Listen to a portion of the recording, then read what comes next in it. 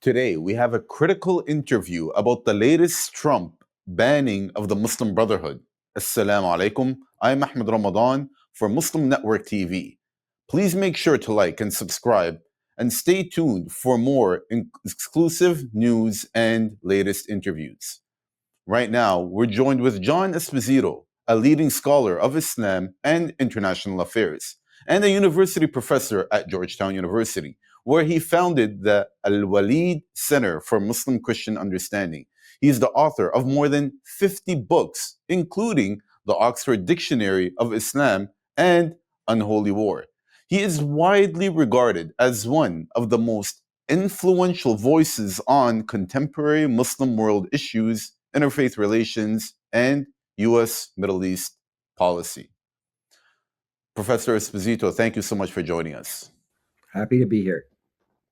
So for our audience and for those that are not very familiar with the specifics, can you provide a brief overview of the Muslim Brotherhood, what its core ideology is, and how it functions as a decentralized movement with various branches and affiliates?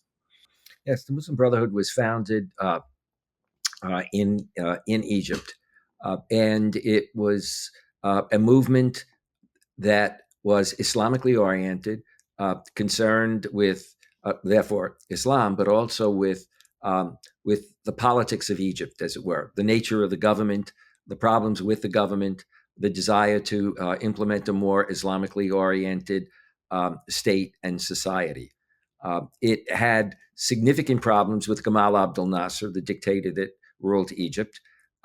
And at one point, a sector within the Brotherhood was involved in an act of violence. But by and large, the Muslim Brotherhood's whole history was one of basically an educational and social service and political organization.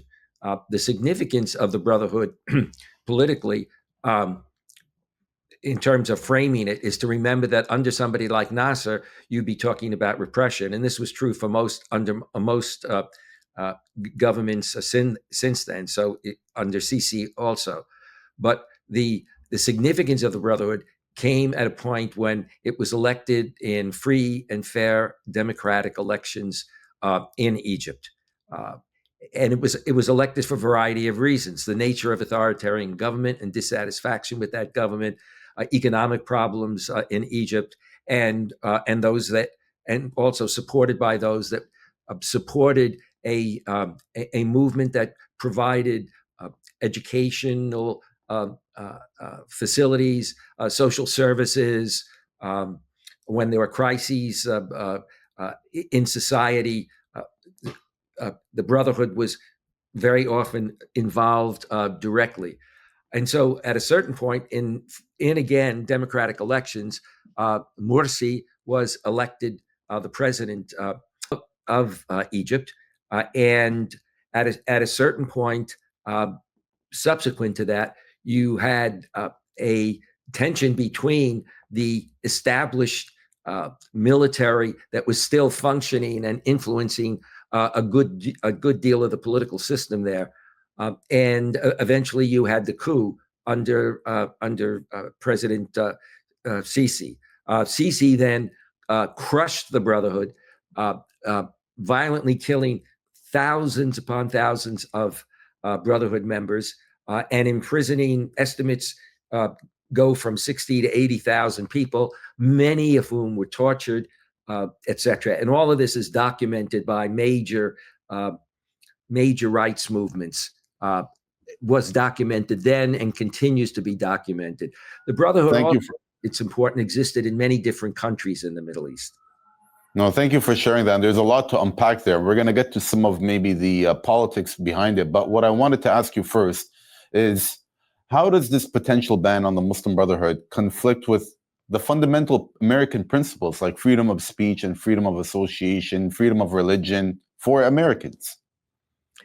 I mean, it's a definite threat to Muslims who would be accused of being members of the Brotherhood, whether that was true or not. And it's a threat, especially since you have far-right groups and movements that have attempted to brushstroke Muslims in America and Muslim organizations in America, major Muslim organizations, with the accusation that they are members of the Brotherhood and that therefore somehow they are terrorists. We don't want to underestimate the extent to which there are these organizations, these Islamophobic organizations that take this kind of position. And it's important to note that President Trump announced in his first term that he was going, having met with Sisi, that he was going to declare it the Brotherhood as a terrorist organization. Times, this label now could be used to really define any Muslim organization in the US. So any kind of loose or even no affiliation, as long as that label is put on them now, they could be banned or classified in that way, right? That's true. And any individual and individuals that might then be deported. It also can be used to go after experts. The Brotherhood's been studied and studied by many scholars and analysts. And I'm one of the people that's written a lot on the Brotherhood. They could very well accuse analysts of being soft on terrorist movements. They've done that in the past. So it's a very dangerous move, but it's one that will be very pleasing to countries like Egypt, the UAE, and Saudi Arabia, because they've been pressing for this from right after the end of the Arab Spring, as it were. So, what do you believe the primary motivation behind this push for the Trump administration to do this now? Like, I know that, like you were mentioning, there was talk of doing this back in 2017 and during his first term, but now it's actually moving along. What do you think the biggest push now, and why it's actually going to happen? Well, you'll hear from some that that they, for example, those that advocate and support the notion of the Abraham Accord. But the Abraham Accord, if you look closely at it, yes, it brings America and Israel into it with a number of countries. But in fact, a number of Arab countries did not get involved, and certainly the authoritarian governments did not. And Trump has sought and has very close relationships with several of the countries that I've mentioned, and they have sought these relationships. And you take a look at what's been happening recently when it comes to trade, when it comes to the political and the economic advantages for the administration. So it's not surprising. This is an administration that, put aside even the Muslim Brotherhood, this is an administration that sees terrorists all over the place. You know what I mean? And uses that as an explanation for those that disagree with them. So you see just recently in the last week, accusing 6 members of Congress, many of whom were fought for their country, were heroes, and wanting to accuse them of sedition. So how do you counter the narratives that is often used to justify this ban, which seeks to equate, pretty much any political Islam with violent extremism? Well, I think that what one has to do, and again, it's an uphill battle. One doesn't want to underestimate the extent to which media, to begin with, doesn't really pay much attention, or when they do, they're looking for the conflict side of it. So they'll be covering what the president says in terms of a terrorist organization, and they'll be interviewing people, and they will be interviewing even, perhaps representatives of a number of the Arab countries that I mentioned that would like to see the Brotherhood banned. And it's a way of completely marginalizing them. They're doing the same thing, by the way, in Great Britain, and they tried it in Great Britain actually in the past. I testified in the House of Commons on it a number of years ago. So it's seen as advantageous by authoritarian governments, and for President Trump, he sees himself as a world leader who is able to project himself as the world leader that others look up to, etc., and somebody who's looking for a major international award for his ability to bring countries together to promote the safety and security. But if you actually look at the nature of the people in his government, and if you look at the kinds of people that are involved in some of these organizations and websites that have been Islamophobic, and in being Islamophobic, have gone after not only the Brotherhood and other Islamic movements, but simply gone after Muslim organizations and movements in America. Yeah, I think we can all see that there is that need and that desire for that recognition that he has. Unfortunately, like you said, there's a lot of pull going the other way at the same time. And this is really, I think, leads to a next question when you talk about being a political or global leader is, there are allies for the US like Turkey and Qatar. I don't know if you classify maybe even Tunisia as well, where there are affiliates with the Muslim Brotherhood and they're a significant political force. And how is that going to, what are the consequences there when you talk about a U.S. ban and the relationships there across the board? Yes, the U.S. ban will legitimate what you had, which was, in effect, a coup in Tunisia. Tunisia had been an example of the removements of Ben Ali in the Ennahda election in overwhelmingly votes. Then after a number of years when Ennahda was in, we finally wind up with now a return to authoritarianism. The leaders of the movement, like Ghanouchi and others, have been in prison now for quite a few years. Ghanouchi is on a fast. If you look at the situation in Egypt, you look at the situation in the UAE. This plays to the concern that these countries like UAE, Egypt, and Saudi Arabia have to anything that's seen as a threat to authoritarianism. So, for example, we can have good relations with regard to trade. And you'll remember in the first time that President Trump went to the Middle East, when he went to Saudi Arabia, in addition to talking about wanting to do business, very publicly, he also said that the U.S. position would be that what countries did within their own country was their business. That had never been what the United States nor any democracy, European democracy, would have said. That is, democracies have not been, at least they would say, not been supportive of authoritarian governments. And I think one has to keep that in mind.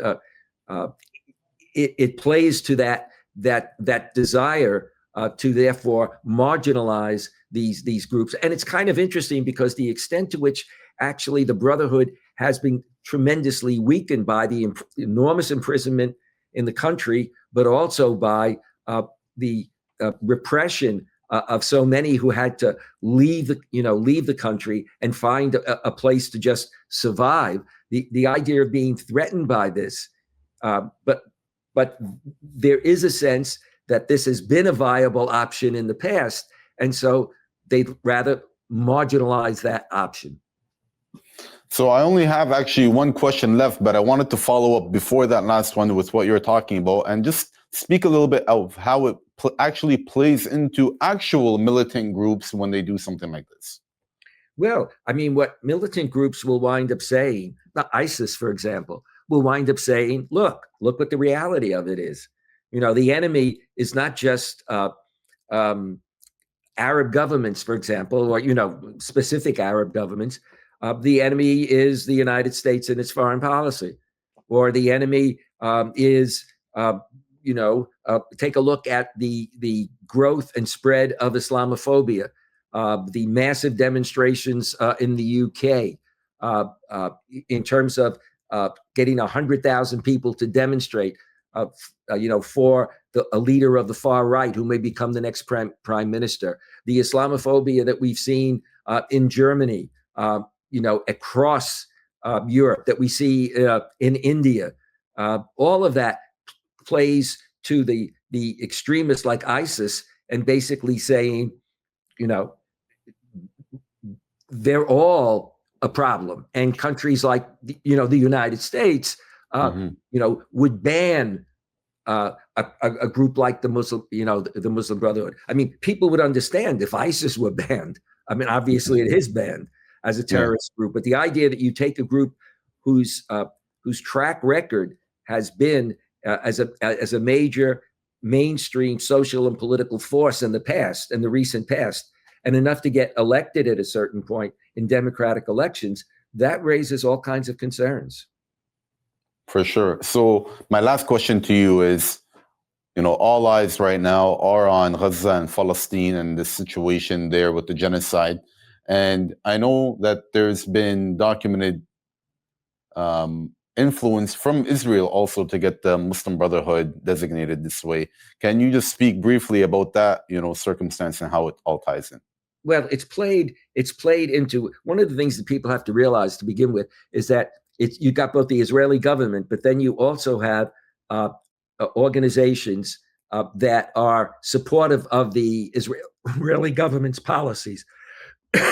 Excuse me, I have a little bit of a cold here. You've got organizations that are promoting the Israeli government's policies, American organizations, and some of them have titles that just look like they're just mainstream organizations that are on the internet, etc. And in fact, what they wind up doing is promoting an idea where this is all Hamas, as it were, or Hamas-like. You see, because you've had a situation where rather than people distinguishing when it comes to dealing with Gaza, the fact that you had a tragedy and the murder of 1,200 or 1,250 Israelis, but in response, we've had the killing of at least 70,000 Palestinians, that's kind of not really been seen in all of its magnitude. And so what you then have is a group of people who mouth the Israeli government's approach, which is that all of these organizations, Muslim organizations, are naturally extremist, whether or not, for example, they have a militia, whether or not they have arms, whether or not they can be organizations that provide social services for their community. They can be political and social organizations, but that have no connection to extremism and terrorism. But it's almost as if there's a sense that there's a Muslim almost mind. Islam and Muslims are naturally dangerous or warlike, which is ironic given the the history of the state of Israel. I think this is the danger with painting the entire brotherhood with this broad stroke and really, like you're describing, all of Islam in that certain way. We could talk, obviously. And it brushstrokes organizations here in America that provide legal services to Muslims, that provide social services, that provide, welfare and educational support. If they have the word Muslim in their title, or if they can point and say, well, this is a Muslim organization, it's as if naturally these people are going to be militant. And they probably would say, well, look at these organizations or their members. If you ask them about how do they feel about Palestine and what's going on there? Well, of course, they're upset. Well, they're supporters of a militant Hamas. They're all the same. And that feeds right into that Islamophobia. Professor Esposito, thank you so much for joining us. I know we could talk a lot longer and get a lot more information from you, but this has been very helpful. Really appreciate your time. Okay, take care. I'm Ahmed Ramadan for Muslim Network TV. With this exclusive interview, stay tuned for more. Assalamu alaikum.